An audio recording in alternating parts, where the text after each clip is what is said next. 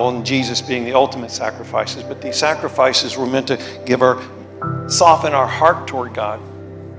And what happened is what human nature does to a lot of things. It just became an easy way for me to sin and get it okay with. Some of you have grown up in traditions where you mess up all during the week, and if you can just go confess to somebody, then you're fine. And I'll go next week and do the same thing. This is what religion produces. And the distinctives, in this case, of the Jewish faith, which were meant to be these distinctives. God had chosen them not because they were better than anybody else, but because he wanted to use them to display who he was and what he was bringing. They used these distinctives instead of a way to show a watching world how good and gracious and loving God is. They used these distinctives to create a distance from them and everyone else, saying, we are worthy and you aren't. They used it to pass judgment on others. It explains why. Later on, the key leaders of the Jewish people go out of their way to have Jesus convicted and executed, because he kept telling them, you have missed the way.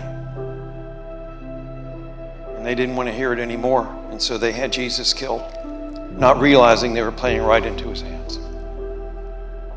This Roman soldier says, I am not worthy, because he has taken an honest and humble look at himself in light not of the culture, not of other people around him, but in light of this God whose character he was starting to understand, a God who was real and good and kind and generous, but also true and just.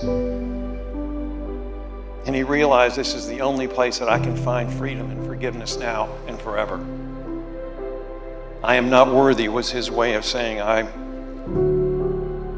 know you are. And then he goes and he does this other statement. He goes, just say the word to Jesus. And he explains it. He goes, look, I understand authority. I have a lot of authority. I have people that work for me, and when I tell them to do something, they do it. No questions asked. He sees Jesus as having much greater authority than he does. He sees Jesus as the God of the universe who he is submitting to humbly. Knowing that Jesus can do anything he wants to do, and anything he wants to do is right. His humility and his trust are what Jesus saw so little of among his own people. Ones who should have been humbled, ones who should have understood, ones who should have recognized Jesus is the one that the Father has sent.